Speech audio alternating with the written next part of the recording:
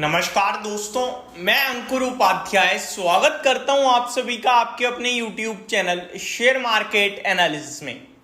बाजार आपके लिए आज पूरे दिन के दौरान स्लाइटली नेगेटिव साइड पे ट्रेड करता हुआ दिखा। ध्यान से समझिएगा, ध्यान से सुनिएगा, क्योंकि काफी काम की बात कहने जा रहा हूं। आपने नोटिस करा कि बाजार पूरे दिन के दौरान आज हल्का लाल निशान में रहा, जहां पे मिड कैप और स्मॉल कैप में थोड़ा ज्यादा प्रेशर था। वहीं मैं अगर बात करूं दिग्गज कंपनीज की, जो हमारे लिए टॉप मोस्ट स्टॉक्स रहते हैं वेटेज के हिसाब से, और हमेशा से उन्हें हमने एक ब्लू चिप के नजरिए से देखा है, उन कंपनीज में स्ट्रेंथ थी। वो वापस से ऐसा लग रहा है कि एक अलग लय है, वो फॉर्म दिखी उनकी आज वापस से।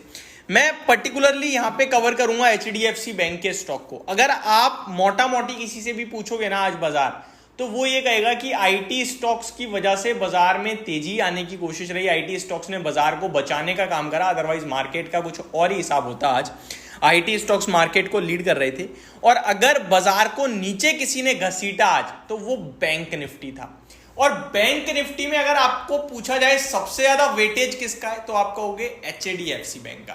और HDFC बैंक का सबसे ज्यादा वेटेज है।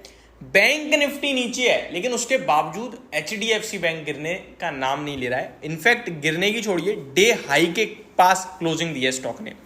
आप आज का HDFC बैंक का चार्ट ओपन करेंगे तो आपको दिखेगा नीचे ये भी था, लेकिन इसने गिरावट को बिल्कुल एक्सेप्ट नहीं करा और वहीं से रैली कर दी। स्टॉक 1730 के लेवल्स पे क्लोजिंग देता हुआ दिखा है, 1.5% की तेजी के साथ। मैं आपको 3 दिन पीछे लेके जाना चाहूंगा ट्रेडिंग के लिहाज से। आज ट्यूसडे, कल मंडे था और लास्ट ट्रेडिंग सेशन था फ्राइडे को या थर्सडे को एक रिपोर्ट आई थी दोस्तों। अगर आपको याद हो तो बहुत अच्छी बात है, याद नहीं है तो मैं याद दिला देता हूं। CLS से की थी आई थिंक, जहां मैंने वो report as it is cover करी।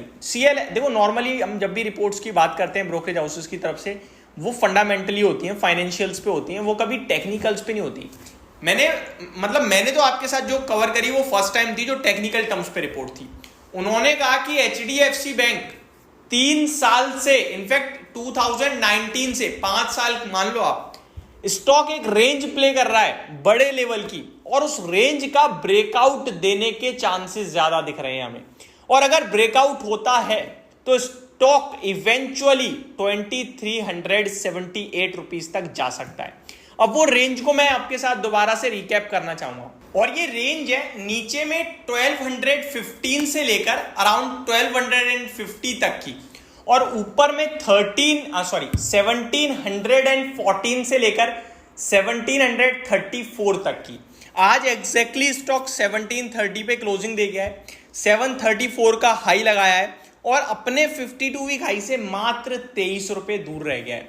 और इसका ऑल टाइम हाई भी इसका 52 वीक हाई है। दैट मीन्स आप कह सकते हो स्टॉक एक बुलिश मोमेंटम में आ गया है, बाजार के भी विपरीत जा रहा है। अदरवाइज HDFC बैंक सबसे पहला स्टॉक होता था जो नीचे की तरफ धकेलता था बैंक निफ्टी को, और अपने लाइफ हाई को टेस्ट करने की तैयारी में, उसे ब्रेक करने की तैयारी में है। और जिस ब्रेकआउट का CLS से बात कर रहे थे, वो ब्रेकआउट देने की तैयारी में है। तो मेरा मानना यह है कि बहुत लंबा पेशेंस टेस्ट करा है HDFC बैंक के शेयर होल्डर्स ने, और अब शायद उन्हें रिवॉर्ड मिलेगा।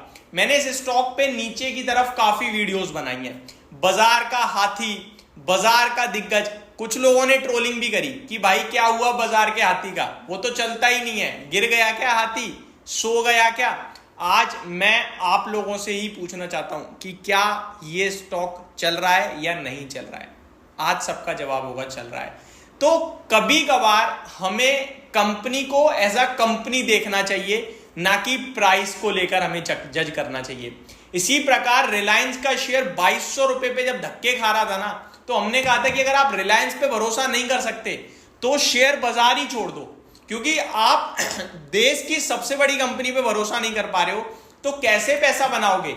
ये शेयर बाजार में डिसिप्लिन, भरोसा, कॉन्फिडेंस की इतनी वैल्यू है मेरे भाई, जो आपको टाइम से समझ में आएगी, एक साथ नहीं आएगी। मैंने कहा आपने खरीदा, पैसा नहीं बनने का, एक बार बनेगा, 2 बार बनेगा, बाकी लॉस। आपने किसी को सुनकर कुछ ले लिया, नहीं बनेगा, बन ही नहीं सकता।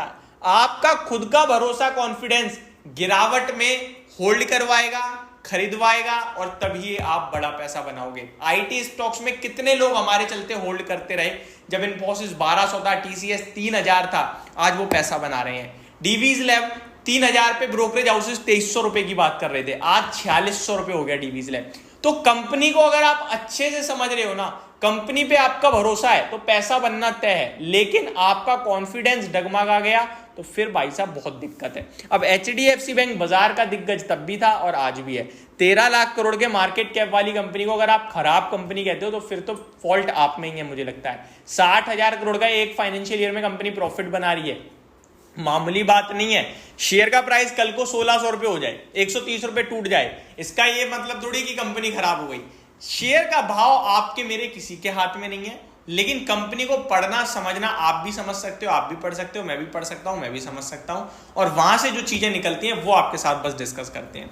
तो ये मेरी तरफ से एक अपडेटेड वीडियो थी, होप आपको सारी चीजें समझ में आई होंगी। Thank you so much for watching this video, have a great day guys.